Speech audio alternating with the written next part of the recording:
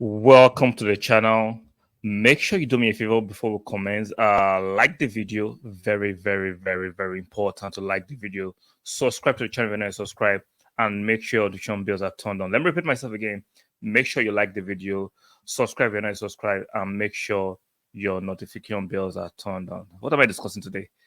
I'm discussing the fantastic Kroenkes. Yeah, I said fantastic. For a long time, the fan base have been on the neck of the Kroenkes.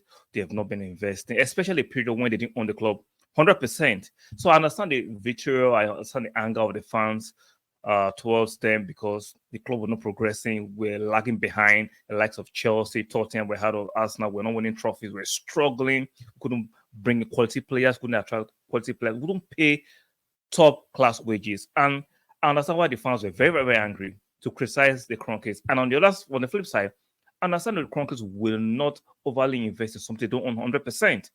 Now, I don't expect a lot of you to understand because none of you have owned anything tangible. So, emotional argument will not always pass a logical argument. Now, you have the right to question why the Kroenkes are not doing what they're supposed to do, even though they're the majority shareholder. On the other side, the Kroenkes have the right not to overly invest in something they don't 100%. So both camps were kind of right why they were doing what they were doing at that time.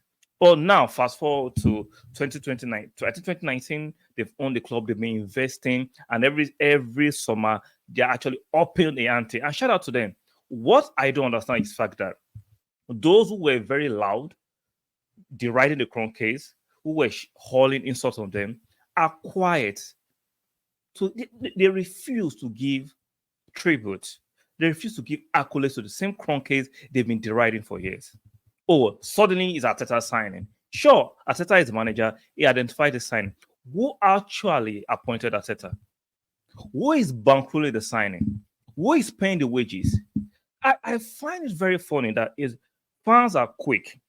Them and they're so big content creators, especially the ones who have made revenues and name and clout just by the deficiency of Arsenal of old. They refuse to give the Kroenkes their flowers. Who appointed Arteta? Who appointed Edu? Same Kroenkes that you people love to haul insults and deride. The Kroenkes have spent over £200 million. Last season, they spent, I think, excess of £100 million, and they have been making proactive signings. If you notice, suddenly the accolades due to the Kroenkes, I can't hear them compared to the insult they were hauling on the Kroenkes. Now, is Arteta and Edu? They have been fantastic. Who is bankrolling those signings? No, wait. Who is bankrolling the signings of Arteta and Edu? So when it was all bad and terrible, is the Kroenkes. When it's now great, is Arteta and Edu. It makes sense. It reminds me of a clown who is always on the Glazers' neck. I understand the Glazers have not been the best owners, and I get it. They've made some good decisions and bad decisions. But what I find very funny, which is similar to the Arsenal fan base, that when it goes well for Manchester United, it's Ten Hag. And when it doesn't go well on the pitch, is the Glazers. Same thing is being done the Arsenal fan base. Now is Arteta. I'm not saying Arteta doesn't deserve some credit. It does, right? The Edu. I love them. But the elephant in the room is the Kroenkes. They are the one bankrolling the wages, the transfer fees, making it easy for Arteta and Edu to do their job without them endorsing these robust finances. You cannot bring this player. I don't care the briefing. I don't care how Arteta can convince Declan Rice, convince Timber, talk to Kai.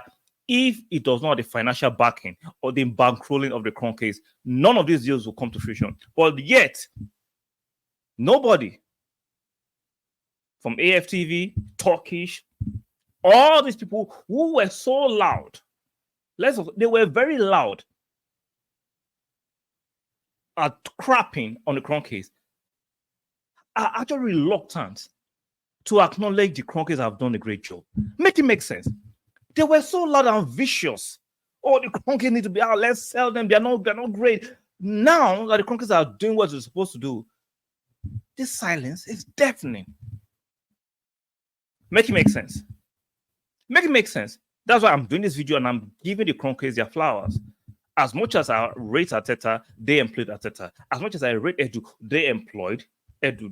They are not financially responsible for all the things and all the great things that happened at Arsenal. I even heard a journalist the other day say, "Oh, it's not actually the Kroenkes. It's Arsenal. They are borrowing the money on Arsenal. They spend it's not actually directly linked to the Kroenkes. Who owns Arsenal?" Sometimes, right? This so-called mainstream journalists love to use semantics to misinform the uneducated and uninspiring fans. And I'm saying it, some of you fans are dumber than bricks and buckets of ice. Who owns the club? Whether it's they are taking loan or not, who owns the club? Like, some things are just silly. And coming from a European journalist, where most of you in Europe, your houses and your cars are bought on credit. Make it make sense. So you can't get your houses on or your mortgages on credit and cars and pay them. I don't know the interest rate, but the Kroenkes cannot do the same thing. But when it comes to the Kroenkes, let us scrutinize them. You're not making sense. You're not making sense. The Kroenkes are still responsible 100% for the club. It's their club.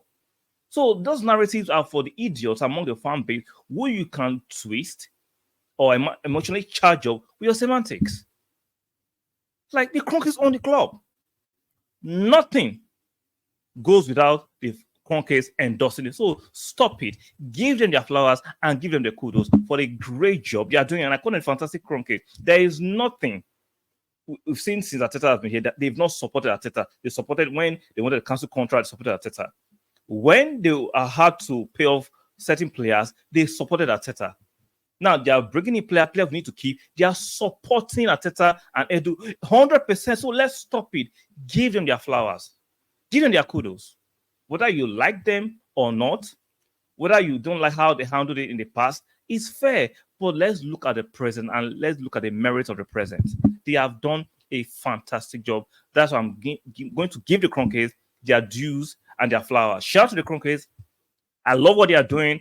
I hope they continue. I understand they want to go to the model of self-sufficient, but they've actually given us a solid foundation for Arsenal to work with. And I'm loving this. Let me know what you think about this in the comment section. Objectively, take away your sentiments. I understand the beginning was not fantastic, but it's looking great.